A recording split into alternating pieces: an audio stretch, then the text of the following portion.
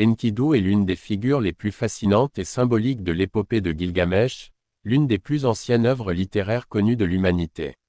Son personnage, aux origines sauvages et presque animales, incarne des thèmes universels tels que l'innocence, la civilisation, la fraternité et la mortalité. Sa vie, sa transformation, son amitié avec Gilgamesh et sa mort font de lui un personnage complexe et émouvant qui joue un rôle central dans le parcours de Gilgamesh vers la sagesse et la compréhension de la condition humaine. Enkidu est créé par la déesse Aruru à la demande des habitants d'Uruk. Gilgamesh, roi d'Uruk, se montre tyrannique et oppressif envers son peuple, exploitant sa force surhumaine pour imposer son autorité. Pour rétablir l'équilibre, les habitants prient les dieux, et la déesse Aruru façonne Enkidu à partir de l'argile de la terre, un matériau symbolisant sa connexion à la nature et à ses origines primitives. Enkidu est alors un homme sauvage, doté d'une grande force physique, comparable à celle de Gilgamesh, mais vivant à l'état brut, en harmonie avec les animaux et les éléments. Lors de sa création, Enkidu est décrit comme un être quasiment animal.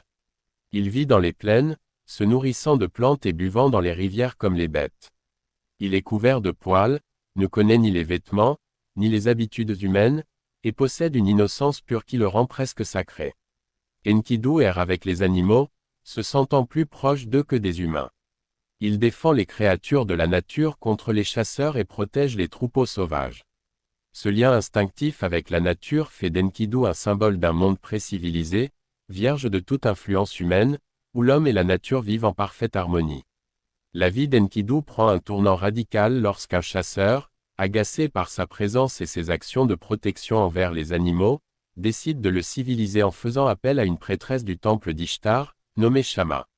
Elle est envoyée pour attirer Enkidu avec sa beauté et sa sensualité, car elle incarne la civilisation et l'humanité, par opposition à la sauvagerie d'Enkidu. Shama séduit Enkidu, et pendant 7 jours, ils partagent un lien intime qui éveille Enkidu à une nouvelle réalité. Après cette rencontre, il perd sa capacité à courir avec les animaux comme autrefois, et les bêtes de la forêt s'éloignent de lui, marquant ainsi son passage symbolique de l'état sauvage à celui d'un homme civilisé. En plus de cette transformation physique et émotionnelle, Shama introduit Enkidu aux valeurs et aux coutumes humaines. Elle lui donne des vêtements, lui apprend à manger du pain et à boire de la bière, des symboles de la vie civilisée en Mésopotamie. Cette étape marque la perte de son innocence naturelle et le début de sa transformation en homme, civilisé. Il apprend également les coutumes et les devoirs des hommes envers la communauté, un thème central dans la culture mésopotamienne. Après sa transformation, Enkidu entend parler de Gilgamesh et de sa tyrannie. Animé d'un sentiment de justice, il se rend à Uruk pour le défier. Leur première rencontre est marquée par un affrontement physique intense, où Enkidu et Gilgamesh luttent avec toute leur force. Cette confrontation symbolise la rencontre de la nature sauvage avec la civilisation, de la puissance brute avec l'autorité royale. Bien qu'ils soient initialement adversaires, ils finissent par reconnaître mutuellement leurs forces et développent une admiration et un respect réciproque. De cette confrontation naît une amitié profonde qui va transformer leur vie et leur vision du monde. Gilgamesh, qui était jusqu'alors arrogant et tyrannique, trouve en Enkidu un égal, un frère. Leur amitié adoucit Gilgamesh et tempère son excès d'orgueil. Enkidu, quant à lui, découvre auprès de Gilgamesh une autre facette de la vie humaine, celle de la fraternité, de la loyauté et de l'aventure commune.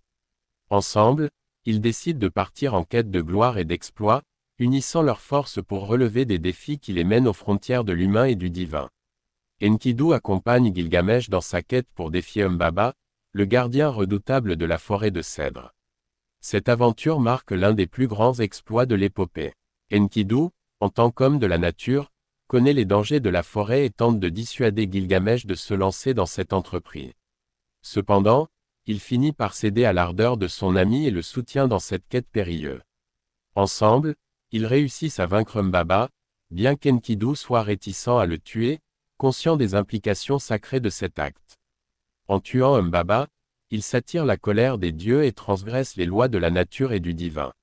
Cette aventure met en évidence la dualité d'Enkidu, malgré sa transformation, il reste ancré dans ses origines sauvages et comprend mieux que quiconque le respect envers les puissances de la nature. La mort d'Enkidu est un tournant dramatique dans l'épopée de Gilgamesh.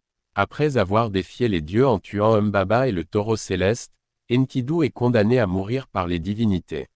Cette condamnation est une punition pour avoir outrepassé les limites imposées par les dieux et symbolise l'inéluctabilité de la mortalité humaine, peu importe la force ou la bravoure d'un homme. Enkidu tombe gravement malade et, durant son agonie, il ressent un profond désespoir et une grande colère envers son destin.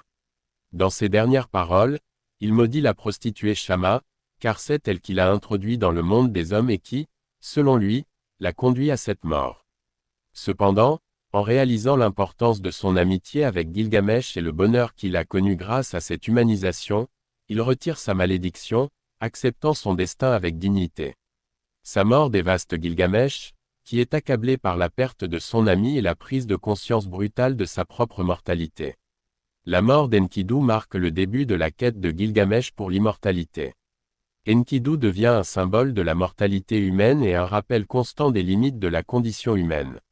Sa mort pousse Gilgamesh à entreprendre un voyage pour découvrir le secret de la vie éternelle, mais il finit par apprendre que la véritable immortalité réside dans les actions et l'héritage que l'on laisse derrière soi.